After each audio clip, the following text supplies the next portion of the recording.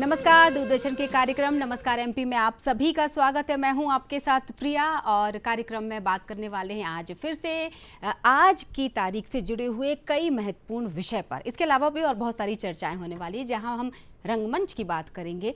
आप इस वक्त जो दूरदर्शन को कलर देख पा रहे हैं, यानी टीवी स्क्रीन को जो कलर देख पा रहे हैं, उसकी शुरुआत 1982 में हुई थी। पता है आपको? जिन लोगों को श्वेत और श्याम पटल पर देखने की आदत थी, उन्होंने जब टीवी को रंगीन रूप में देखा तो कैसा महसूस किया होगा, कैसा अनुभव रहा होगा, ये जानेंगे हम अपने अतिथि से आज जो स्टूडियो में हमारे साथ हैं। तो वहीं हम विश्व मलेरिया दिवस पर भी बात करने वाले हैं और आज सूरदास जी की भी जयंती है, आदि शंकराचार्य जी की भी जयंती है और इसके अलावा सुबह की शुरुआत तो बहुत ही बेहतरीन तरीके से हुई। वो इसलिए क्योंकि आज भारत की पहली वाटर मेट्रो स्टेशन का उद्घाटन भी हुआ। जी हाँ, और केरल में भी जो है वंदे भारत ट्रेन, केरल की पहली वंदे भारत ट्रेन को पीएम नरेंद्र मोदी जी ने हरी झंडी दिखाई। तो देखा दिन की शुरुआत कितने अच्छे तरीके से हुई ना। तो तिथि क्या कहती है ये भी तो जानना होगा। आज की तिथि बताते हैं। तिथि है विक्रम संवत 2080, वैशाख माह, शुक्ल पक्ष पंचमी, 25 अप्रैल 2023 और दिन मंगलवार। आप सभी का दिन मंगलमय हो। इसी के साथ आज इनका जन्म दिवस है, हर बार बताती हूँ ना। तो आज की तारीख जिन लोगों के लिए खास है उन सभी को ढेर सारी शुभकामनाएं दूरदर्शन परिवार की तरफ से। और ये बताना भी ज़रूरी है क्योंकि सजीव फोन इन प्रोग्राम है नमस्कार एमपी, यानी 12 बजे से 1 बजे तक आप विषय से जुड़े हुए सवाल हमारे आज स्टूडियो में मौजूद विशेषज्ञ से कर सकते हैं। तो 0755 भोपाल का कोड इसलिए क्योंकि बाहर से जब फ़ोन लगाएंगे भोपाल के बाहर से, इस कोड को आपको याद रखना होगा। 2660049 ये लैंडलाइन नंबर हुआ। अब टोल फ्री नंबर यानी निःशुल्क सेवा का भी इस्तेमाल करने के लिए नंबर नोट कीजिए 180023304040, ये हमारा टोल फ्री नंबर है। इसके अलावा तिथि तो बता चुके हैं, दिन बता चुके हैं, 25 अप्रैल तारीख बहुत खूबसूरत। और इसी के साथ बताएंगे आज का विचार। तो आज का विचार कह रहा है कि इंसान का वजन हर बार तौलने से ही नहीं, कई बार बोलने से भी पता चलता है। तो सोच कर बोलिए, क्योंकि कहते हैं ना कि शब्द के घाव जो होते हैं बहुत गहरे होते हैं, इसलिए सोच समझ के बोलने की आदत। कम बोलिए, 2 कान इसलिए दिए जाते हैं कि सुनने की क्षमता ज़्यादा हो। चलिए अब आज के विचार के साथ, चूंकि मैंने बता ही दिया कि 25 अप्रैल को हम विश्व मलेरिया दिवस मना रहे हैं, आदि शंकराचार्य जी की जयंती, सूरदास जी की जयंती मना रहे हैं, कृष्ण भक्त सूरदास जी की जयंती मना रहे हैं। इसके अलावा हम दूरदर्शन पे चूंकि आज ही के दिन रंगीन प्रसारण शुरू हुआ था 1982 को, तो हम वो दिवस मनाने के साथ उस पर चर्चा करने वाले हैं। और क्या खास होने वाला है इसको बताने के साथ ही आज के इतिहास पर चर्चा करेंगे। तो चलिए आज के इतिहास। सबसे पहले 1867 की जापान की राजधानी टोक्यो में विदेशी व्यापार की अनुमति दी गई थी। जी हाँ, ये तस्वीर आप जो देख रहे हैं वो टोक्यो की ही है। अब बात करेंगे हम 1967, यानी हिंदुस्तानी शास्त्रीय संगीत के गायक बड़े गुलाम अली खान साहब को हमने आज ही के दिन खो दिया था। आपको पता है तस्वीर में उनके साथ में कौन बैठा हुआ है? जी हाँ, लता मंगेशकर जी, स्वर कोकिला। अब बात करेंगे 1905 की, दक्षिण अफ्रीका में अश्वेतों को मताधिकार मिला। बात करते हैं 1982 की। जैसा कि मैं आपको बता ही रही थी ना टेलीविज़न की बात, कि दिल्ली में टेलीविज़न पर पहली बार रंगीन प्रसारण की शुरुआत हुई, यानी आज ही अपना दूरदर्शन रंगीन हुआ था। 2010 की भी बात करेंगे। भारतीय नौसेना ने पुराने हो चुके चेतक हेलीकॉप्टरों की जगह लाइट यूटिलिटी हेलीकॉप्टर खरीदने की प्रक्रिया भी शुरू की। तो हम जिस तरह से 25 अप्रैल की बात कर रहे हैं और आज के दिन को विश्व मलेरिया दिवस के रूप में मनाया जाता है, ये देखो आपको कुछ याद है? सोलर की हम दरअसल बात कर रहे हैं। बेल लैब्स 1954 ने न्यूयॉर्क में पहली बार सोलर बैटरी बनाने की घोषणा की थी। ये तस्वीर आप अभी उसी की देख पा रहे थे। तो तस्वीरें और भी हैं हमारे पास क्योंकि विषय ही कुछ ऐसा है। तो हम बात करने वाले हैं वरिष्ठ रंगकर्मी से, कलाकार से और राष्ट्रीय पुरस्कार विजेता। जी हाँ, बात करना चाहेंगे, हम आपका परिचय करवाते हैं। हमारे साथ इस वक्त जुड़े हुए हैं आलोक चटर्जी जी, संगीत नाटक अकेडमी अवार्डी, अभिनय के क्षेत्र में इनको ये पुरस्कार मिला है। बहुत बहुत स्वागत है सर, बहुत सारी शुभकामनाएं। आलोक चटर्जी जी इस वक्त हमारे साथ स्टूडियो में। नमस्कार। अब इसी के साथ एक और गंभीर मुद्दा हम कहेंगे, क्योंकि 2023 तक भारत ने ये लक्ष्य रखा है कि देश से मलेरिया को जड़ से खत्म करना है। इस पर चर्चा करने के लिए, विश्व मलेरिया दिवस पर चर्चा करने के लिए हमारे साथ जुड़े हुए हैं डॉक्टर अखिलेश दुबे जी, जो कि जिला मलेरिया अधिकारी हैं। सर मैं सही हूँ? जी मैडम। बहुत बहुत स्वागत है सर आपका।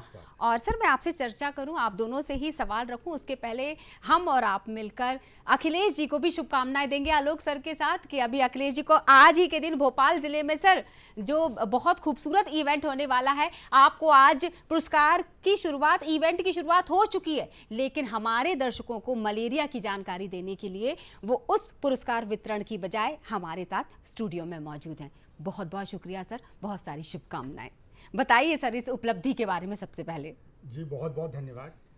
आज मध्य प्रदेश शासन के द्वारा आयोजित एक कार्यक्रम में पूरे प्रदेश में मलेरिया नियंत्रण में जिन कर्मचारी अधिकारियों ने उत्कृष्ट कार्य किया है या जिनकी सराहनीय योगदान है, उनको माननीय स्वास्थ्य मंत्री द्वारा पुरस्कृत किया जा रहा है।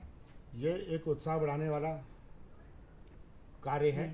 इसमें छोटे छोटे कर्मचारी भी, हमारे आशा कार्यकर्ता, स्वास्थ्य कार्यकर्ता, मलेरिया सुपरवाइज़र, मलेरिया इंस्पेक्टर्स, जिन्होंने भी प्रदेश के किसी भी कोने में बेहतरीन कार्य किया है, क्योंकि WHO द्वारा 2030 तक भारत को मलेरिया से मुक्त करने का लक्ष्य निर्धारित किया है।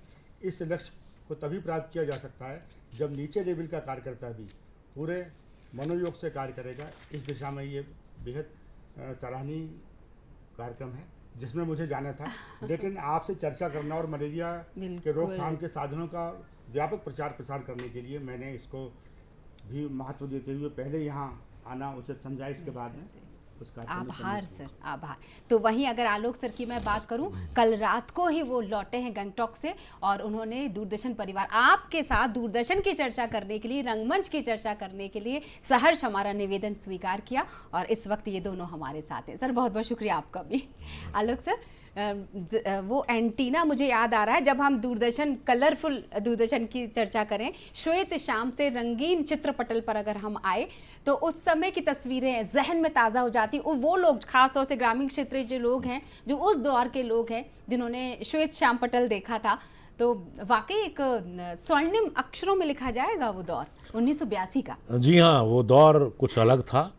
वो दौर देखने में तो बड़ा साधारण लगता था, लेकिन वो एक क्रांतिकारी कदम था दूर संचार के क्षेत्र में, टेलीकम्युनिकेशन के क्षेत्र में। और हम लोग भी तब छत पे जाके एंटीना हिलाते थे। कई बार वो एंटीना को हवा से बचाने के लिए बांधना पड़ता था रस्सी से। फिर एक ऊपर से चिल्लाता था कि आ रहा है कि नहीं, तो नीचे वाला बोलता था आया था पर कट गया, वो सब। और सचिन तेंदुलकर साहब को तब देखते थे मैच खेलते हुए, तो नीले रंग की एक लहराती सी पट्टी दूरदर्शन की स्क्रीन पर दिखती रहती थी श्वेत श्याम में। टेक्नोलॉजी उस समय कम थी, लेकिन कार्यक्रम बहुत ही उत्कृष्ट होते थे। आज जब 900 चैनल चल रहे हैं, उसमें ढूंढना मुश्किल है कि 22 मिनट किस पे रोकें। सही बात। लेकिन तब दूरदर्शन ने, चाहे वो शिक्षा हो, स्वास्थ्य हो, मनोरंजन हो, कला साहित्य हो, बुजुर्ग कलाकारों की भेंटवार्ताएं हो, बहुत लंबा दौर था वो और बहुत सुखद दौर था। और चूँकि हमने तो शुरू किया था 4 बैंड के रेडियो के साथ, पैराडाइज रेडियो, जिसका लाइसेंस लेना पड़ता था सालाना। उसके बाद ट्रांजिस्टर, फिर 2 in 1 से होते हुए यहाँ तक आए थे। तो ये जर्नी बड़ी सुखद थी और हमारी पीढ़ी बड़ी किस्मत वाली है कि हम लोग को ये सारे परिवर्तन अपने ही जीवन काल में देखने मिले हैं। इसके लिए ईश्वर का बहुत बहुत आभार मानता हूँ। बिल्कुल सर, दूरदर्शन था, दूरदर्शन है, दूरदर्शन रहेगा। तभी मैं हर बार बोलती ना कि दूरदर्शन देखने वाले हमारे दर्शकों का धन्यवाद कि उन्होंने हमें आज भी नंबर 1 पर बना के रखा। इतनी पूरी भीड़ में भी एक अलग पहचान रखता है हमारा दूरदर्शन का ये चित्रपटल। कितना आपने वो याद दिला दिया सर, आया क्या उससे पता चल जाता था कि इस घर में टेलीविजन है। हाँ, और वो टेलीविजन के सामने वो शटर होते थे। हाँ। वो वेस्टर्न, टेलीविस्टा, इस तरह की कंपनियां होती थी और लकड़ी का वो कैबिनेट होता था, उसको बंद करके ड्राइंग रूम में रखते थे। और उस समय तो कानूनी सलाह, कृषि समाचार, स्वास्थ्य संबंधी समाचार, इसको भी घंटे घंटे भर बैठ के देखते थे। क्योंकि पहली बार लाइव प्रोग्राम देखने का मौका ऐसा दूरदर्शन पे बिल्कुल मिलता सही। था, तो वो हम उस समय के युवाओं के लिए जो 30-35 साल के थे, जी। वो अपने आप में एक ऐसा कदम था कि इसकी कल्पना भी हमने सामाजिक रूप से कभी नहीं की बिल्कुल थी, सही। और उसने समाज को बहुत आगे बढ़ाया। बिल्कुल सही। और जागरूकता की अगर हम बात करें तो दूरदर्शन से अच्छा प्लेटफॉर्म यानी मंच हो ही नहीं सकता जागरूकता अभियान को आगे बढ़ाने के लिए। यही कारण है कि आज भोपाल जिले की उपलब्धि अखिलेश सर जो हम बात कर रहे हैं, मध्य प्रदेश और मलेरिया, अगर इन दोनों शब्दों की मैं बात करना चाहूँ तो हमारे प्रदेश में क्या स्थिति है अभी भी? मलेरिया की स्थिति इस समय तो काफ़ी नियंत्रण में है, लेकिन कई साल पहले, यदि मैं 10 साल पहले के कालखंड में जाऊं, तो मलेरिया एक प्रमुख स्वास्थ्य समस्या थी। और ये ख़ास तौर पे हमारे जो आदिवासी ज़िले हैं, जैसे सीधी, झाबुआ, मंडला, इन जिलों में तो बहुत व्यापक क्षेत्र में ग्रामीण स्तर पर मलेरिया रोग पाया जाता था। धीरे धीरे जागरूकता फैलने से और आज की स्थिति में जी। आज पूरे प्रदेश में उतने केस नहीं हैं जितने 10 साल पहले लगभग जो ज़िले मैंने नाम लिए हैं इन एक ज़िले में हुआ करते थे। हाँ बहुत सुधार है स्थिति में, और इसमें जन भागीदारी और जन सहयोग और जी, जागरूकता जी, बिल्कुल। जैसे जैसे बढ़ती जा रही है, हाँ। वैसे वैसे मलेरिया घटता जा रहा है। बिल्कुल जागरूकता बढ़ रही है, इसलिए तो बिल्कुल फ़ोन लेकर तैयार बैठे हैं हमारे दर्शक। एक कॉलर हमारे साथ जुड़ गए हैं, लेकिन इस बार सवाल आलोक सर के लिए है। फिलहाल तो पहला सवाल नंद स्वरूप मिश्रा जी बाराबंकी से हमारे साथ जुड़े हुए, बहुत बहुत स्वागत करती हूँ और सवाल का इंतजार। मैं ये चाहता हूँ कि जो बचपने में हम लोगों में आते थे, कहते थे कि नाना नानू की बोली दूरदर्शन पे, संडे की रंगोली दूरदर्शन पे, तो ऐसी कथा में जो कार्यक्रम पहले आते थे आज के परिवेश में वो विलुप्त हो रहे हैं, तो इनको पुनः जीवित किस प्रकार से किया जाए और लोगों का लगाव ध्यान ज्यादा बढ़े। बहुत बहुत शुक्रिया मिश्रा जी, लेकिन मुझे ऐसा लगता है कि आज भी जितने प्रोग्राम बन रहे हैं, चाहे कृषि से जुड़े हुए बोलूं, धर्म कर्म से जुड़े हुए बोलूं, सर आलोक सर आप इसका जवाब दीजिएगा, अभी भी बनते हैं दूरदर्शन में, तो अभी भी उसका प्रसारण होता ही है। दरअसल है ये दिक्कत, ये है पहले जो समाज था वो एक पारिवारिक रूप से संयुक्त परिवार की स्थिति में था 80-82 तक।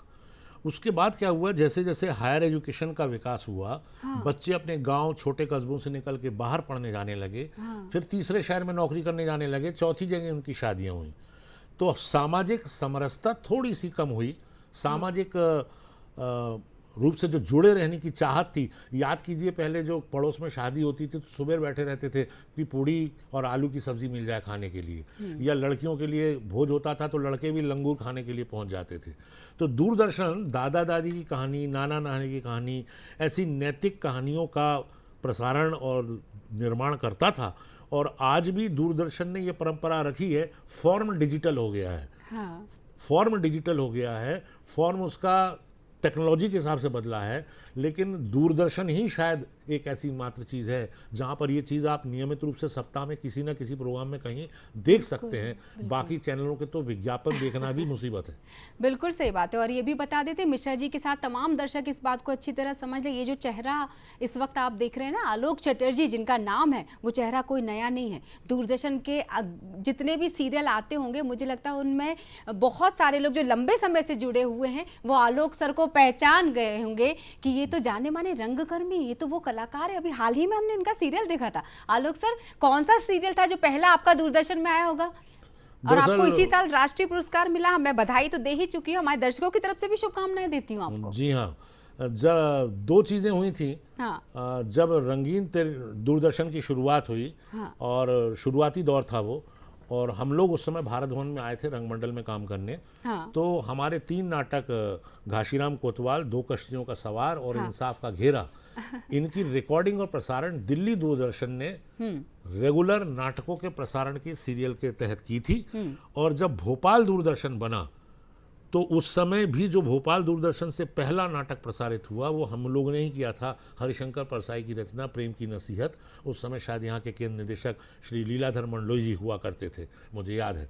तो नाटक और नाटक का प्रेजेंटेशन, लोग पहले कहते थे नाटक को फिल्में खा जाएंगी, फिल्मों को दूरदर्शन खा जाएगा, लेकिन आज अच्छे नाटकों पर सिनेमा भी बन रहा है, वेब सीरीज भी बन रहा है, और अच्छे नाटकों के प्रदर्शन के लिए टाटा स्काई और जी स्टूडियो भी है, जिस पे आप नियमित रूप से नाटकों का प्रदर्शन देख सकते हैं। बिल्कुल सही बात है। चलिए मैं थोड़ा सा 2007 की बात करना चाहूँगी, क्योंकि अगला सवाल मेरा अखिलेश सर से है। अखिलेश सर, 2007 में जब WHO की मीटिंग हुई, संगोष्ठी, उसमें तय किया गया कि अफ्रीका में मनाया जाने वाला मलेरिया दिवस आने वाले समय में विश्व मलेरिया दिवस के तौर पर मनाया जाना चाहिए, ताकि मलेरिया को जड़ से खत्म किया जा सके। तब से मलेरिया पर वार अभियान निरंतर जारी है। क्या कहेंगे सर? ये विश्व मलेरिया दिवस, मलेरिया जैसा मैंने पहले कहा प्रमुख स्वास्थ्य समस्या थी। हाँ। और इस स्वास्थ्य समस्या में भी दक्षिण अफ्रीका के जो देश हैं उनमें मलेरिया विकराल रूप से था। हर साल लगभग 8 से 9 लाख मृत्यु मलेरिया से होती थी। हाँ। तब 2007 में 60वें WHO के अधिवेशन में मिस्टर बून जो महासचिव थे, उन्होंने ये निर्णय लिया कि 25 अप्रैल को विश्व मलेरिया दिवस के रूप में मनाया जाए। अफ्रीका में पहले से मनाया जाता था, लेकिन 7 के बाद और 8 से इसकी शुरुआत हुई है, तो ये पूरे विश्वव्यापी सभी जगह मलेरिया दिवस मनने लगा है। इसका मेन लक्ष्य ये है कि सभी सरकार अपनी स्थिति की, अपनी कार्यप्रणाली की समीक्षा कर लें। हाँ। और उसको कैसे बेहतर कर सकते हैं, इसकी रणनीति को व्यापक रूप से तैयार कर सकें। इसमें पहला काम अवेयरनेस और जन जागरूकता, क्योंकि कोई भी कार्यक्रम है वो केवल स्वास्थ्य विभाग का या सरकार का कार्यक्रम बन के ना रह जाए। हाँ। वो तब तक सफल नहीं हो सकता जब तक उसमें जन समुदाय की भागीदारी ना हो। बिल्कुल सही। तो अफ्रीका से शुरू होकर ही आज न केवल मध्य प्रदेश, हिंदुस्तान, बल्कि पूरे विश्व में सभी जगह मलेरिया नियंत्रण के लिए जो भी कार्यक्रम हो रहे हैं, कहीं ना कोई कार्यक्रम, कोई ना कोई एक्टिविटी, गतिविधियां चल रही हैं। भोपाल में भी हमारे 21 जोन जो हैं, प्रत्येक जोन में आज कुछ ना कुछ स्कूल में या आंगनवाड़ी में या जन समुदाय के बीच जागरूकता का कार्यक्रम किया जा रहा है। मलेरिया के बारे में एक बात मैं और कहना चाहता हूँ कि मलेरिया को मलेरिया क्यों कहते हैं। हाँ। शायद आप नहीं जानते होंगे, बहुत साल पहले जी। जब हमारे पास विज्ञान की इतनी खोज नहीं थी, हाँ। तो लोगों ने ऐसा देखा कि जहाँ गंदगी है, हाँ। उस क्षेत्र में एक बीमारी फैलती है। हाँ। तो इटालियन शब्द से मैला गंदगी को कहते हैं। हाँ। और एरिया क्षेत्र को कहते हैं। हाँ। तो गंदे क्षेत्र की बीमारी, मैले एरिया की क्षेत्र की बीमारी को मैले plus area equal to malaria शब्द की उत्पत्ति हुई। बहुत खूबसूरत, कितनी अच्छी जानकारी सर, मुझे भी नहीं पता था। मुझे लगता है बहुत सारे दर्शकों को नहीं पता होगा कि मैले प्लस एरिया, इससे मिलकर बना मलेरिया। इसलिए गंदगी अपने आसपास होनी ही नहीं चाहिए। अपने आसपास के क्षेत्र को स्वच्छ रखना हमारी जिम्मेदारी है। अगर सेहत से करें प्यार, तो फिर गंदगी को करें इनकार। कुछ ऐसा ही मूल मंत्र होना चाहिए सर। निश्चित रूप से। ये जो मलेरिया टू कम्बोट, क्या रेडी टू कम्बोट, यानी कि ये जो मलेरिया को दूर भगाना, इस तरह की कोई थीम भी रखी गई है इस बार 2023 की दिवस विशेष पर? इसमें हर साल अलग अलग थीम आती है। इस बार ये है कि invest time to control malaria, और इसके पहले मलेरिया नियंत्रण सबकी जिम्मेदारी, सबकी भागीदारी, ये थीम पर कार्यक्रम किया जा रहा है। और इसमें शासन के द्वारा तो प्रयास किए ही जा रहे हैं, लेकिन मेन चीज़ जो आती है ये मच्छर से होता है। लेकिन मलेरिया मच्छर से नहीं होता। मलेरिया मच्छर के द्वारा फैलता है। मलेरिया होता है प्रोटोजोआ प्लाज्मोडियम जो होता है उसके द्वारा, जो मच्छर से एक अस्वस्थ व्यक्ति से दूसरे स्वस्थ व्यक्ति में यात्रा ही करता है। तो यदि मच्छर को ना होने देंगे हम, तो उसकी यात्रा और जो ट्रैवलिंग है वो ख़त्म हो जाएगी, तो मलेरिया नियंत्रण हो सकता है। तो पहली बात तो यह है कि तत्काल इसमें उपचार की आवश्यकता है। यदि 15 दिन तक आपने उपचार नहीं किया, तो वो व्यक्ति जो रोगी है वो तो मलेरिया से प्रभावित होगा ही, लेकिन उसे काट के जो मच्छर दूसरों को काटेंगे तो काफ़ी जन समुदाय मलेरिया बहुत तेज़ी से इसीलिए फैलता है कि मच्छर हो सकता है। पहली बात तो ये है, जैसे ही बुखार के लक्षण हो, इसके प्रमुख लक्षण ये हैं कि बुखार आता है, बुखार उतरता और चढ़ता है, लगातार नहीं रहता। हाथ पैरों में बहुत दर्द होता है, ठंड लगती है, कभी गर्मी लगती है, दोनों स्थिति आती है। तो इसकी जांच कराई जाए। मैं एक काउंटर क्वेश्चन पूछ लूं आपसे। आप चूंकि बुखार की बात कर रहे थे, मैंने सुना है कि ये बुखार 5 तरह के होते हैं, मलेरिया के बुखार। जी, मलेरिया के बुखार तो 4 तरह के होते हैं। अच्छा। लेकिन हमारे क्षेत्र में मध्य प्रदेश में खास तौर पे मलेरिया फैल्सीपेरम और मलेरिया वाइवेक्स, ये 2 पाए जाते हैं। इसके अलावा मलेरी और मलेरिया ओवेल, ये 4 स्पीसीज और हैं जो पहाड़ी क्षेत्र में पाई जाती हैं। तो मलेरिया का जो उपचार का मैं कह रहा था, उपचार सभी स्वास्थ्य केंद्रों पर और आजकल आरोग्य केंद्र आशा स्तर पर बने हुए हैं, वहाँ पर इसकी जांच की सुविधा उपलब्ध है। बिल्कुल। और अब स्लाइड बनाकर लैब में जाने की भी आवश्यकता नहीं है। हाँ। रैपिड डायग्नोस्टिक किट हमारे पास उपलब्ध है, जहां आशा कार्यकर्ता द्वारा तुरंत आपकी जांच कर कौन सा मलेरिया है। दोनों मलेरियाओं का ट्रीटमेंट अलग अलग है। ठीक तो है। जो मलेरिया आपको होगा उसका उपचार आपको प्रदान कर दिया जाएगा। तो त्वरित उपचार, त्वरित जांच और पूर्ण उपचार जरूर प्राप्त करें। ये सभी आरोग्य केंद्र में निःशुल्क है। दूसरा जो मैंने अनुभव किया है, जी। खास तौर पे भोपाल नहीं, हाँ। बल्कि ट्राइबल जिलों की मैं बात करता हूँ, ठीक। वहाँ आज भी हाँ। बुखार आने पर लोग बाबा के पास झाड़ और फूंक में पड़ जाते हैं। अंधविश्वास में पड़े हैं। अंधविश्वास में जी। निश्चित रूप से किसी भी झाड़ फूंक से, किसी भी अंधविश्वास से मलेरिया ठीक नहीं हो सकता। इसकी साइकिल ब्लड में जो पैरासाइट जो मच्छर छोड़ता है वो आपके रक्त में और रक्त से लिवर में दो जी। जगह उसका खास रहता है। तो प्रामिक्विन और क्लोरोक्विन, ये दो ड्रग्स जो हैं, क्लोरोक्विन ब्लड में और प्रामिक्विन लिवर में आपके पैरासाइट को मारती है। जी। तो यही दवा उपयोगी है। कई जगह मैंने प्राइवेट जो क्वैक्स हैं खास तौर पे, उनके द्वारा भी देखा गया है कि मरीज को अनावश्यक ट्रीटमेंट, जैसे गांव में बोतल चढ़ने का बड़ा महत्व है, तो एक बोतल ड्रिप जिसकी आवश्यकता है या नहीं है, लेकिन फिर भी वो और अनावश्यक ट्रीटमेंट किया जाता है, तो सही संस्था पर, सही स्थान पर जाकर शासन के द्वारा निःशुल्क जो आपको उपचार उपलब्ध है उसको लें। तो निश्चित रूप से मलेरिया से हम जीत सकते हैं। 30 तक का जो लक्ष्य है उसको भोपाल में एक चीज़ और बताना चाहता हूँ कि ये सौभाग्य का विषय है कि भोपाल में जो कार्य हुआ है 1 जनवरी से लेके आज अभी 25 अप्रैल तक जी। मलेरिया का एक भी केस रिपोर्ट नहीं हुआ है। क्या बात है, ये बहुत क्या बड़ी बात उपलब्धि है, है। जिसमें भोपाल के जन लोगों का भी सहयोग है। मैं सभी का आभार व्यक्त करता हूँ। जागरूकता का भी इसमें योगदान है। स्कूलों में, कॉलेज में निरंतर जाकर हम लोगों के द्वारा जी। एक्टिविटी की जा रही है। तो मुझे लगता है बधाई हो भोपाल वासियों, भोपाल जिले वासियों बिल्कुल, की इसी- बहुत अच्छी उपलब्धि और इस ट्रैक को बनाए रखिए, है ना सर, बहुत ज़रूरी है। इसी तरह सहयोग मिलेगा तो इस लक्ष्य को हम और पहले भी प्राप्त कर बिल्कुल सकते हैं। बिल्कुल सही, यही शुभकामनाएं रहेंगी हमारी आपके साथ। एक चीज़ ज़रूर पूछना चाहेंगे आलोक जी, बहुत मतलब मैं जब छोटी थी तब भी सुनती थी, अब तो खैर थोड़ा पढ़ने लिखने लग गए तो कुछ फंडे क्लियर होने लग गए, ये बुद्धू बक्सा क्यों कहा जाता है?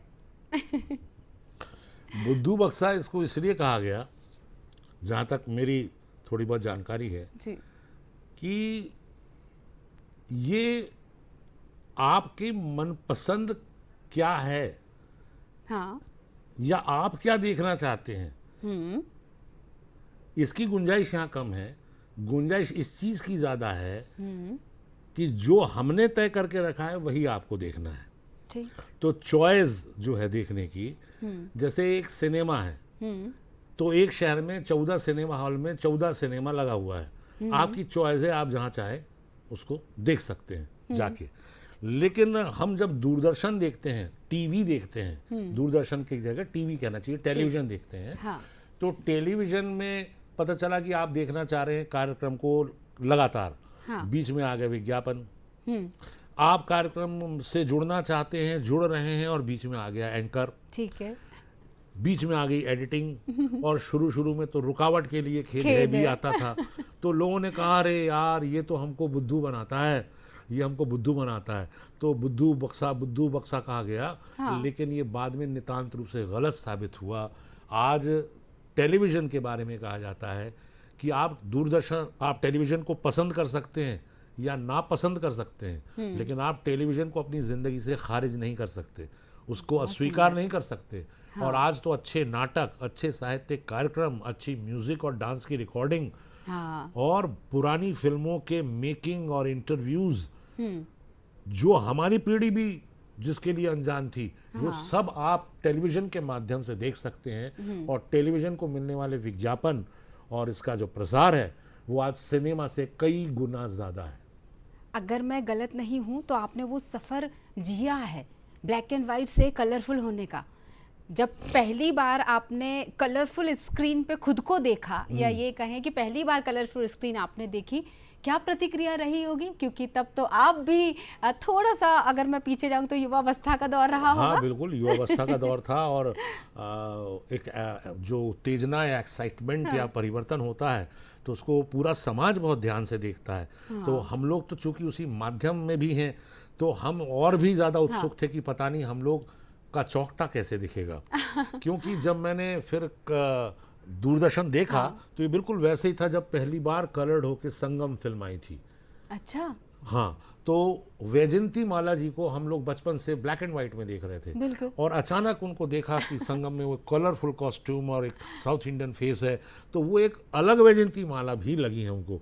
वो बिल्कुल ऐसा ही है जैसे आज की युवा पीढ़ी ने अभी मुगले आजम को रंगीन फॉर्म में देखा है, करेक्ट करेक्ट। लेकिन हमारे लिए तो श्वेत श्याम का देवदास और मुगले आजम आज भी उतना ही ग्रेट है, उससे कम ग्रेट हमको कुछ लगा नहीं नहीं। कहा जा सकता। सही बात है। मधुबाला जी अगर आज होती और वो अपने आप को कलरफुल मुगले आजम में देखती तो उनकी प्रतिक्रिया क्या होती है, ज़रूर हम सब जानना चाहते हैं। इतनी खूबसूरत अदाकारा।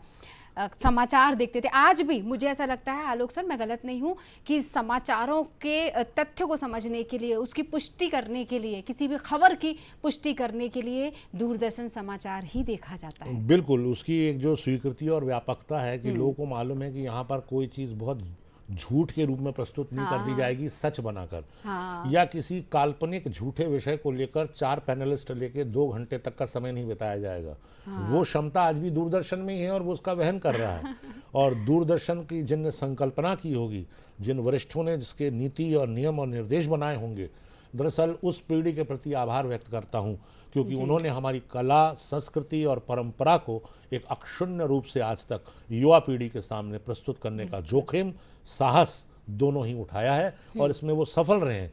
मैं एक चीज़ और भी बताना चाह रहा था, बिल्कुल बिल्कुल कि चूंकि मैं यूनिवर्सिटी लेवल तक क्रिकेटर भी रहा हूँ, जी। तो क्रिकेट मैच हम लोग देखते थे। फिर उसके बाद क्या होता था, टॉकीज में पुराने टेस्ट मैच की कोई एक रील दिखाई जाती थी कि गावस्कर ने वेस्ट इंडीज में सेंचुरी मारी, ये मारी, वो मारी। जी। जब दूरदर्शन रंगीन हुआ तो क्रिकेट देखने में बड़ा मजा आने लगा, क्योंकि कॉस्ट्यूम्स में क्या पैंट है, क्या शर्ट है, क्या बॉल का कलर है, क्या ग्राउंड का कलर है, क्या बैट का कलर है, पीछे बैकग्राउंड में विज्ञापनों के रंग क्या हैं, तो एक 3 डायमेंशन में, त्रिआयामी ढंग से हम लोग देखने लगे, और वो रंग आंखों को बहुत सुहाते थे। बिल्कुल। आपको पता है आलोक सर, अखिलेश सर भी खो गए उन बातों में।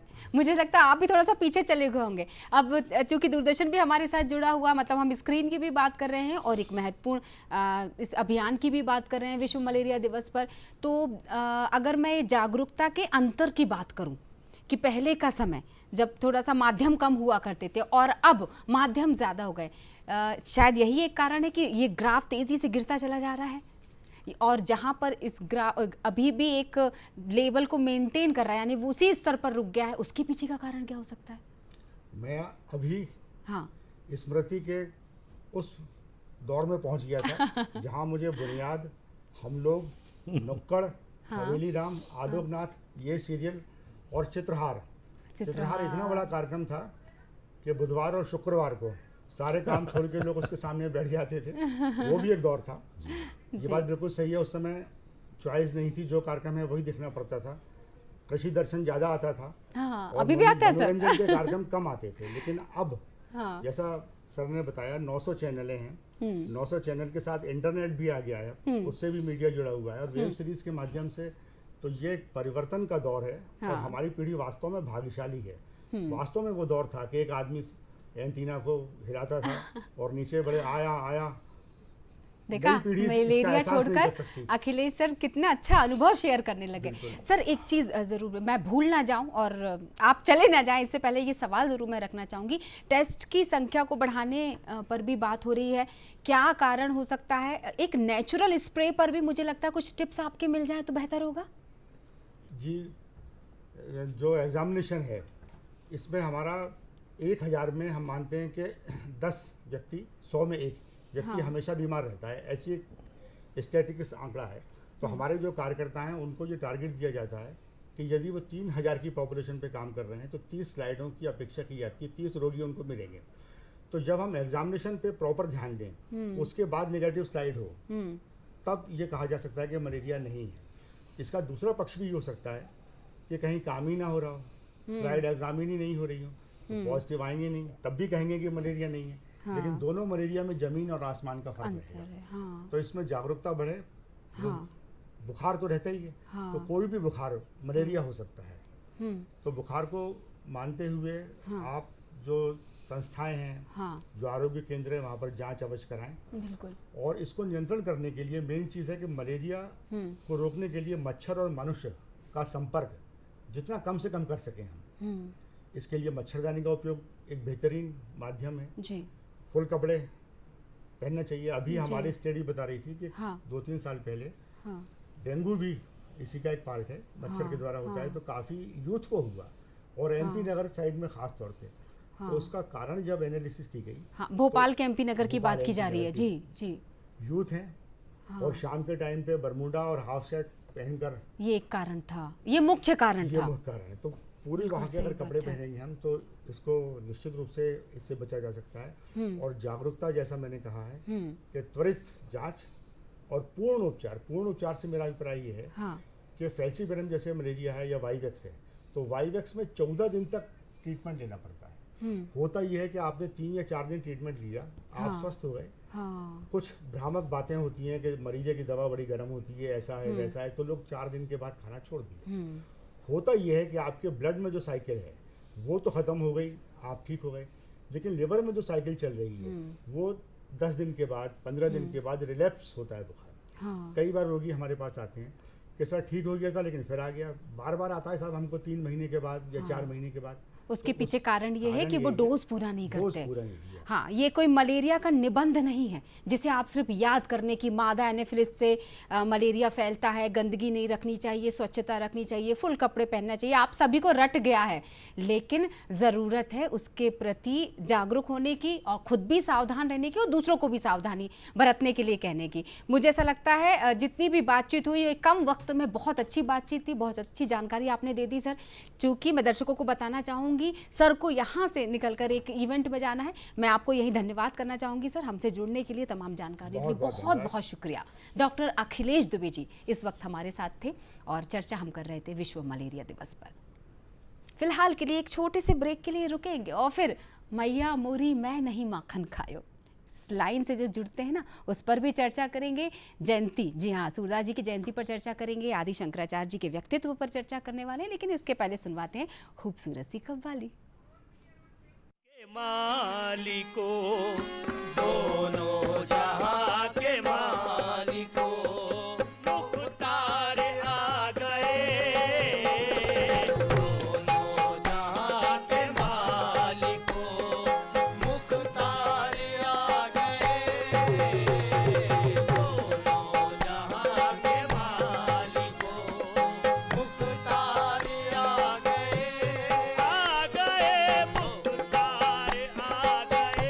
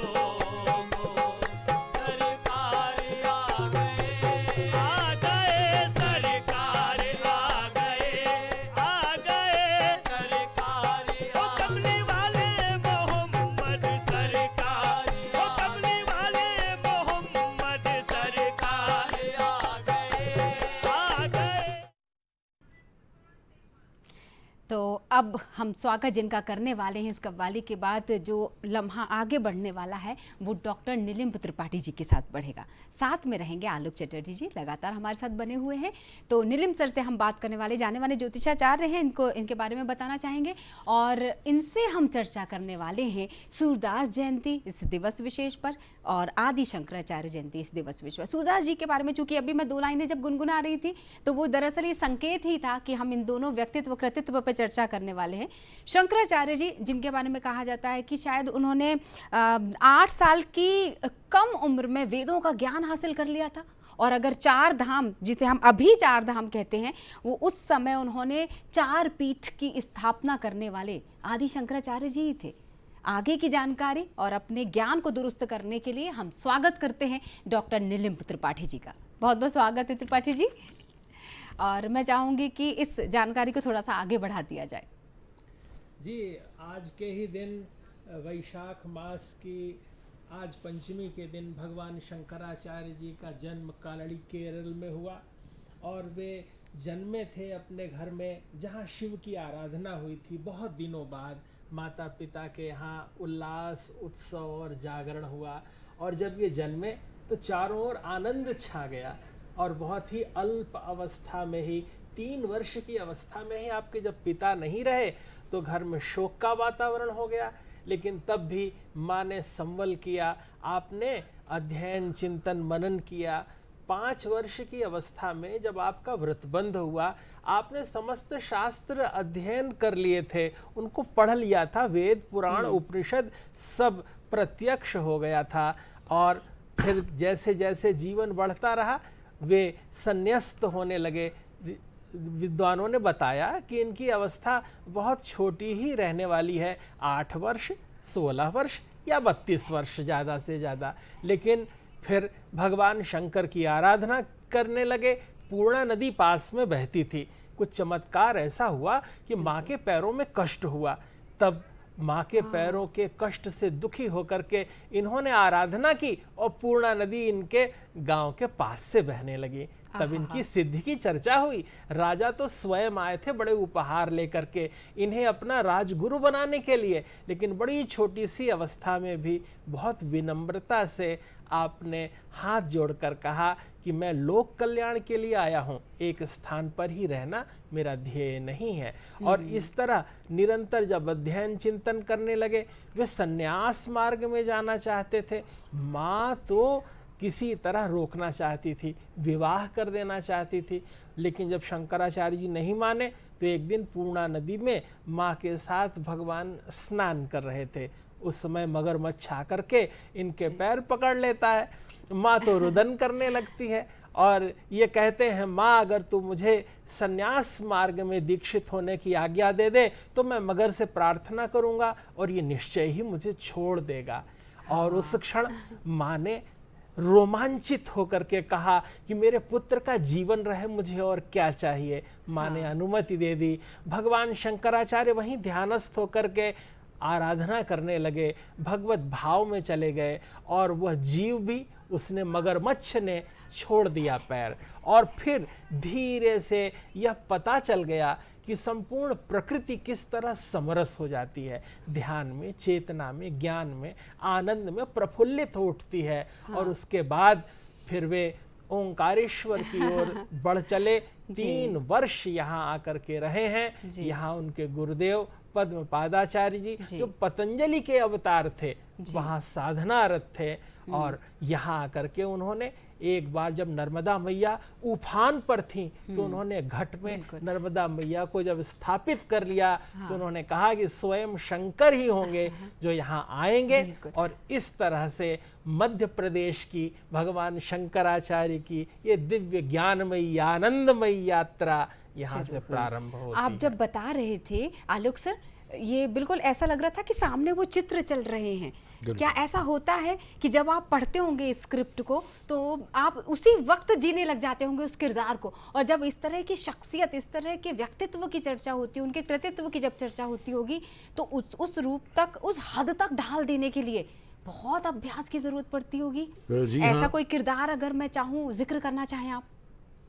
ऐसे कई किरदार हैं, लेकिन उसमें नट सम्राट है अभी हाल फिलहाल के वर्षों में। जी। मैं ये कहना चाह रहा हूँ कि एक अभिनेता को, एक कलाकार को अंततः आध्यात्मिक होना बहुत आवश्यक है। हाँ। जब तक उसकी आध्यात्मिक यात्रा प्रारंभ नहीं होती, वो सिर्फ परफॉर्मर रहता है या भांड कहलाता है या स्वांग रचने वाला कहलाता है। हाँ। क्योंकि अगर हम भरत मुनि का नाट्यशास्त्र और उसमें उसकी व्याख्या अभिनय दर्पण में देखें, जो अभिनव गुप्त ने 11वीं-12वीं शताब्दी में शंकराचार्य के ही समकालीन थे की है, तो उसमें अभिनय को रूपांतरण, कायांतरण और परकाया प्रवेश से जोड़ा गया है कि हमारी काया होते हुए भी हम चरित्र की काया में बदलते हैं। हाँ। हमारा जो रूप होता है, हम मेकअप करते हैं, कॉस्ट्यूम पहनते हैं, तो हम आलोक चटर्जी रहते हुए भी उस 2 घंटे के लिए उस किरदार का रूप ले लेते हैं। और अंततः जैसे कहते हैं कि परकाया प्रवेश, दूसरे की आत्मा या शरीर में चले जाना, अपने को प्रतिष्ठित कर देना, अभिनेता मूलतः वही करता है।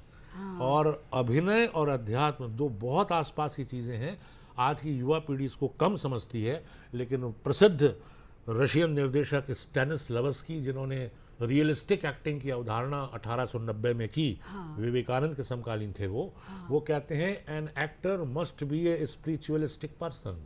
करेक्ट। तो जब रशियन आदमी कहता है तो भारतीय आदमी को भी स्वीकार कर लेना चाहिए। बिल्कुल, और शंकराचार्य की जो ये परकाया प्रवेश की धारणा है, ये हमारे एक संस्कृत रूपक भगवत अज्जुकियम में है, जहाँ चेला शांडिल्य बड़ी उछल कूद मचाता है और गुरु का मजाक उड़ाता है, तुम तो ऐसे ही साधु के कपड़े पहन के बेवकूफ़ बना रहे हो, उसमें कुछ धरारा नहीं है। और वो एक वेश्या पे आसक्त हो जाता है। तब गुरु शिष्य को समझाने के लिए अपनी काया छोड़कर वेश्या के शरीर में प्रवेश कर जाते हैं और वेश्या साधु की तरह आचरण करने लगती है और साधु वेश्या की तरह आचरण करने लगता है। तब समझ में आता है कि भगवान क्या चीज़ है। इसलिए नाम ही है भगवत अज्जुकियम। भगवत मीन्स भगवान, अज्जुकिया मीन्स उस समय वेश्या के लिए संस्कृत में ये एक प्रचलित नाम था।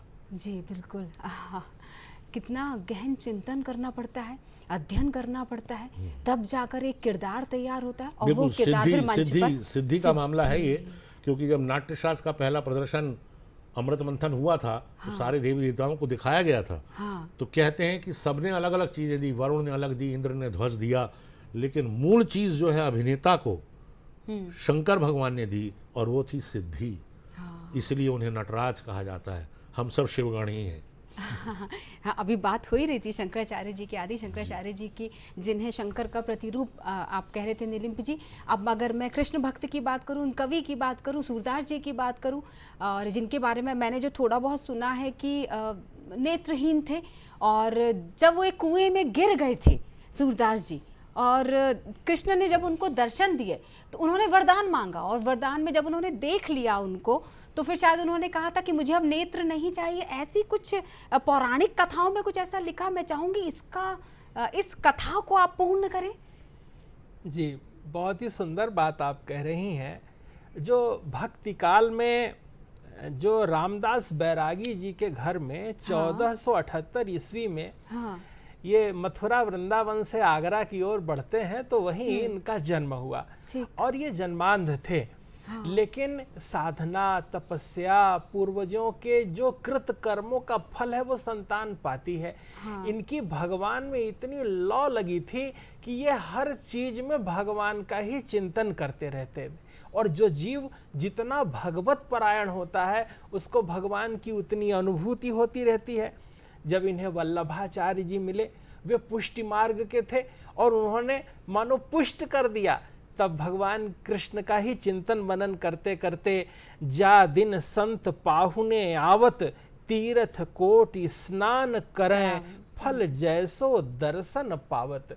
अगर कभी जीवन में संत का प्रवेश हो जाता है तो मानो वसंत का प्रवेश हो जाता है, और भगवान कृष्ण इनके जीवन में जागृत हो गए, चैतन्य हो गए। ये उनसे संवाद करने लगे और उसी तरह संवाद करने लगे जैसे कोई माखन माँ खिला रही है और कह रहे हैं कि मैया मैंने ही माखन खायो। और इतनी प्रेम भरी, दुलार भरी संवाद की बात सूरदास जी करते हैं, और भगवान की भक्ति को जन जन के बीच में, मन मन में उतार देते हैं। ये वही सूरदास जी थे, और जो कि 105 वर्ष इस धराधाम पर रहे। 1583 ईस्वी में आपका शरीर पूरा हुआ। जिस तरह आपने अपने समग्र जीवन में भाव, स्थिति और चिंतन को अपनाया, वह अत्यंत महनीय है। हमारे प्रभु अवगुण चित न धरो, वाह। समदर्शी है मान तुम्हारो, सोई पार करो। भगवान को कहा कि आप समदर्शी हैं, और यह भक्त ही कह सकता है कि आप जितनी कृपा मुझ पर कर रहे हैं उतनी ही कृपा जी। सब पर करिए। यही भक्ति का बीज सूरदास जी ने बोया, जो आज तक पल्लवित, पुष्पित, सुरभित और फलित हो रहा है। आलोक सर, एक सवाल बहुत देर से मैं पूछने का सोच रही थी, बीच में थोड़ा सा वो भक्ति भाव में बह गई थी। मंच पर हंसाना ज़्यादा कठिन होता है या रुलाना एक कलाकार द्वारा? मंच पर हंसाना और रुलाना दोनों ही बहुत दुष्कर कार्य है, क्योंकि जब हम पैदा होते हैं तो ये दो प्रकटीकरण हमारे अंदर शिशु रूप में सबसे पहले आते हैं। जी। बच्चा दूध के लिए रोता है या तो खिलखिलाकर खुशी में हंसता है। तो वास्तविक रूप से हंसना, खुश होना और वास्तविक रूप से अश्रुपूरित नेत्रों के साथ अभिनय करना, ये दोनों चीज़ें ही बहुत श्रम साध्य हैं। और इसके लिए आपको अपने मनो मस्तिष्क चिंतन को ध्यान में रखते हुए, नियंत्रण रखते हुए, साथ में ये भी ध्यान रखते हुए कि मैं किसके साथ एक्टिंग कर रहा हूँ, अगला डायलॉग किसका है, एग्जिट कब है, लाइट कहाँ है, दर्शकों की प्रतिक्रिया क्या है। तो इसके लिए फिर हम लोग एक दूसरी थ्योरी अपनाते हैं, जिसे अंग्रेजी में थर्ड आई थ्योरी कहते हैं। अच्छा। पर हम लोग उसे शिव का तीसरा नेत्र कहते हैं। कि अपने आप को करते हुए बाहर से देखना। हम मंच पर क्या कर रहे हैं इसको करते हुए हमारा एक सूक्ष्म रूप, सूक्ष्म भाव बाहर से हमें देख रहा होता है। और इसीलिए बाद में फिर कई लोगों को गुस्सा नहीं आता स्टेज पर चरित्र के रूप में। कई लोगों को स्टेज पे रोमांटिक सीन करने में, प्यार के श्रृंगार के दृश्य करने में हाथ पांव फूल जाते हैं, पसीना आने लगता है। तो भाव कोई भी हो, जब तक आप उस भाव की गहराई में नहीं डूबेंगे, वो भाव चरित्र के रूप में निकालना बहुत मुश्किल है। क्योंकि जीवन में भी ये कोई मैकेनिकल या यांत्रिक प्रक्रिया नहीं होती। ये एक रासायनिक प्रक्रिया होती है कि आप धीरे धीरे पहले कोई बात सुन के मुस्कुराते हैं, फिर आपको अच्छा लगता है, फिर आप थोड़ा सा हंसते हैं और फिर एकदम से ठठाकर हंस देते हैं। ऐसे रोने का भी सिसकियों से लेकर आंसू निकलना और आंसू निकलने से बाद में सिसकियों तक जाना, ऐसी एक लंबी यात्रा कॉमेडी और ट्रेजेडी दोनों में ही होती है। और यकीन मानिए वैसे भी जिंदगी में कहते हैं लोगों को हंसाना बहुत मुश्किल है। रुलाने के लिए तो आप कोई ऐसा काम कर दीजिए जो उनको पसंद नहीं हो तो वो रोने लगेंगे। लेकिन मंच पर रोना और जिंदगी में रोने में फर्क है। जिंदगी में जब आप रोते हैं तो आपको वास्तविक रूप से दुखी हो जाते हैं, आप लंबे एक समय के लिए एक पॉज आ जाता है। लेकिन जब मंच पर चरित्र के रूप में रोना आ जाता है तो एक्टर ग्रीन रूम में जाके बहुत खुश होता है और आंखें पोंछते हुए बोलता है आज सीन निकल गया। मैं समझ रही हूँ कि आपने वो किया है एक्चुअली, असल में रोना जिसको हम बोलते हैं। जी हाँ, जी। क्योंकि कलाकार तो मुझे लगता है आलोक सर हम सभी हैं, सभी हैं। बस ये है कि हम हर कोई मंच पर नहीं होता है, लेकिन कलाकार सभी होते हैं। नीलिम जी, हम दोनों व्यक्तित्व पर बात कर रहे हैं। कुछ ऐसी खास बातें जो आज के आधुनिक दौर में सभी युवाओं को भी सीखनी चाहिए, हम सबको जहन में रखनी चाहिए। उनके कुछ जीवन से भी जुड़ी हुई हो सकती हैं, उनके मैसेज, मतलब उनके कहना चाहिए कि उनके द्वारा जो लिख दी गई हैं। क्योंकि सूरदास जी ने तो बहुत सारी, शंकराचार्य जी ने बहुत सारी ऐसी बातें लिखी जिन्हें हमें पढ़ना चाहिए, आत्मसात करना चाहिए। जी जी, बहुत ठीक बात है। हम जब सूरदास जी की बात करते हैं तो वो बाल सुलभ चेष्टाओं में अपने मन को बहुत लगाते हैं। उनकी ये पंक्तियां बहुत हृदय को छूती हैं। कि मैया कब ही बढ़ेगी चोटी। किसी भी बच्चे को दूध पीना अच्छा नहीं लगता, लेकिन कितनी बार मोहि दूध पियत भई यह अबहू है छोटी। मेरी ये चोटी अभी भी छोटी है और मैं बार बार प्रयास करता हूँ, लेकिन ये चोटी बढ़ नहीं रही है। बच्चों को तो दूध पीना इतना मन उनका लगता है कि हम और कुछ खाएं, दूध न पिएं। लेकिन जब माँ बाप उनको कहते हैं कि नहीं, तुम्हें दूध पीना ही होगा, तुम्हारे स्वास्थ्य के लिए बहुत आवश्यक है, उस क्षण सूरदास जी घर घर में खेल जाते हैं। घर घर में उनका चिंतन होने लगता है। चाहे सूर सागर हो, सूर सारावली हो, साहित्य लहरी हो, नल दमयंती हो, या उनकी रचना ब्याहलव हो, या गोवर्धन लीला हो, या सूर पचीसी हो, ये सब सूरदास जी की रचनाएं हैं। और वस्तुतः अगर कभी कोई जीवंत रहा है या शास्त्र चैतन्य रहा है तो वह विद्या के माध्यम से रहा है, क्योंकि अगर विद्या रूपी रीढ़ की हड्डी न हो, साहित्य न हो, तो समाज खड़ा नहीं हो सकता। समाज को अच्छे से खड़ा करने के लिए साहित्य की जरूरत है, और साहित्य चाहे कवि, चाहे उपन्यासकार अथवा उनका जीवंत अभिनय करने वाले, ये समाज के प्रेरणा बनते हैं। ये रीढ़ की हड्डी हैं जिनसे समाज एक आकार लेता है। बिल्कुल सही बात है। अगर मैं उनकी भारत यात्रा की बात करना चाहूँ, आदि शंकराचार्य जी की, तो उन्होंने चारों दिशाओं की यात्रा की, चार धाम जिसको हम बोलते हैं, चार पीठों की स्थापना की, और अलग अलग वहाँ जो सन्यासी है उनके नाम के साथ एक विशेष शब्द जुड़ता है। जिनका कार्य क्षेत्र सागर की, समुद्र की तरफ है, उनके साथ सागर जुड़ता है। ये कुछ ऐसी पहेली कहना चाहिए जो हर किसी को नहीं पता। सर नीलिम जी, मौका है, दस्तूर है, अगर आप चाहें तो इसके बारे में जानकारी जरूर दीजिए दर्शकों को। जी, बहुत ही सुंदर। जब शंकराचार्य जी यहाँ ओंकारेश्वर आ गए, और ओंकारेश्वर के बाद फिर वे प्रस्थान कर गए हैं बनारस की ओर। बनारस में जब अध्ययन चिंतन मनन किया, उसके बाद वे गए हैं बद्रीनाथ की ओर। बद्रीनाथ पहुंचने के बाद जब उन्होंने भगवान का वहां अवगाहन कर उनकी स्थापना की, नंबूदरी को वहां प्रतिष्ठित किया कि अब दक्षिण के पंडित उत्तर में आके पूजा करेंगे, उत्तर के पंडित दक्षिण में जाकर पूजा करेंगे, तब उन्होंने मठामनाय नामक शास्त्र का प्रणयन किया। अर्थात जो ये चारों मठ की स्थापना की उत्तर दक्षिण पूर्व पश्चिम में, वो उसके निर्धारण के जो सिद्धांत थे वो मठामनाय में वर्णित है। उसमें उन्होंने 10 उपनाम दिए हैं, जिसमें गिरी हैं, पर्वत हैं, पुरी हैं। तो ये चारों स्थानों के हिसाब से उन्होंने वर्णित किया है कि जैसे कौन कौन से वेद कहाँ कहाँ प्रतिष्ठित होंगे, कहाँ के पंडित कहाँ प्रतिष्ठित होंगे, और कौन कौन से देवता हैं, कहाँ किनका स्थान होगा, यह सब उससे सुनिश्चित देखा जाता है। जैसे ऋग्वेद के जो प्राचीन आचार्य थे वो पैल थे, यजुर्वेद के वैशंपायन थे, सामवेद के जैमिनी थे, और अथर्ववेद के सुमंतु थे। जिसमें ये जो सारे क्रम वर्णित हैं, इन क्रमों से इनका विभाजन किया गया। फिर उनके जो 4 शिष्यों थे, 4 शिष्यों का उन्होंने अलग अलग स्थानों पर निर्धारण किया कि कौन रहेंगे, कहाँ रहेंगे। उनकी एक क्रम परंपरा है जो भगवान नारायण से शुरू होती है, जिसका अगर आप चिंतन मनन करते हैं तो आपको लगता है कि आप उस परंपरा के निकट पहुंच गए। नारायणम पद्म भवम वशिष्ठम शक्तिंच तत्पुत्र पराशरंच व्यासम शुकम गौडपदम महांतम गोविंद योगींद्र मथास्य शिष्यम श्री शंकराचार्य मथास्य पद्म पादंच हस्तामलकंच शिष्यम तम त्रोटकम वार्तिककारमन्यान् अस्मद्गुरून् सन्ततमानतोऽस्मि श्रुति स्मृति पुराणानामालयं करुणालयं नमामि भगवत्पादं शंकरं लोकशंकरं शंकरं शंकराचार्यं केशवं बादरायणं सूत्रभाष्यकृतौ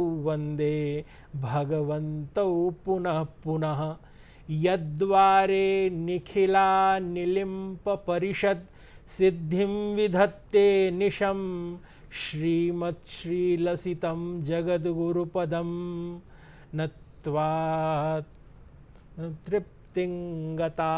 इस तरह से यह हमारी गुरु परंपरा है, आचार्य परंपरा है, जिसका हम स्मरण करते हैं, मनन करते हैं, वंदन करते हैं। और यही गुरु परंपरा बोध कराती है कि हम अपने प्राक्तन परंपरा से जब जुड़ जाते हैं तो हमारा जीवन अत्यंत उल्लसित और गरिमा युक्त हो जाता है। बहुत अच्छा यहाँ पे जो बोलना चाहिए ना कि मुझे अंत दिया गुरु परंपरा। आलोक सर, आपसे मैं इसका समापन करना चाहूँगी कि वाकई गुरु परंपरा आज आधुनिक दौर में, अगर इस क्षेत्र की मैं बात करना चाहूँ, उसका विधिवत पालन हो रहा है? गुरु परंपरा हमेशा से है, ये सनातन है और इस परंपरा ने ही हमारी सनातन संस्कृति को अभी तक बचाए रखा है। जी हम कितने भी आधुनिक हो जाएं, हमारे कपड़े बदल जाएं, हमारी भाषाएं बदल जाएं, लेकिन ये जो मूल है, गुरु से उत्तराधिकार प्राप्त करता है शिष्य, और फिर शिष्य एक दिन गुरु बनता है और वो फिर अपने शिष्य को उस परंपरा में दीक्षित करता है। रंगमंच हो, नृत्य हो, संगीत हो, ये सारे माध्यम गुरु शिष्य परंपरा ही केंद्रित हैं, ये हमारे घरानों पे केंद्रित हैं। इसीलिए हमारे जो पहले और अभी तक के सबसे बड़े नाट्य गुरु रहे हैं जीवन में, एकमात्र ही हम मानते हैं बाबा कारंत साहब। उन्होंने ही हमें बताया कि नाटक क्या है, नाटक जीवन है। तो हमने कहा फिर जीवन क्या है? बोले जीवन नाटक है। फिर बाद में समझ में आया कि वो फिलोसफिकली क्या कह रहे बिल्कुल हैं। सही। इसलिए बोलते थे जब बोलो तो ऐसा लगे जैसे गा रहे जी, हो, बहुत जब गाओ बहुत तो ऐसा लगे जैसे बोल रहे हो। उस गुरु शिष्य परंपरा में दीक्षित होने के कारण ही आज मैं इस योग्य हो पाया कि आपके स्टूडियो में कुछ शब्द बोल पाया। और ऐसा लग रहा था सुनते चली जाऊं, लेकिन समय अब समाप्त होता है इस कार्यक्रम का। और मैं धन्यवाद करना चाहूंगी आलोक चटर्जी सर का, जिन्होंने बहुमूल्य समय निकाला। धन्यवाद करना चाहूंगी नीलम त्रिपाठी सर का, ज्योतिषाचार्य हमारे साथ जुड़े हुए थे। और इसी के साथ सभी दूरदर्शन प्रेमियों का धन्यवाद करना चाहूंगी जिन्होंने इस सफर को यहाँ तक लेकर आए। तो रंगीन दूरदर्शन से जुड़े रहिएगा। मुझे दीजिए इजाजत। खुश रहिए, स्वस्थ रहिए। नमस्कार।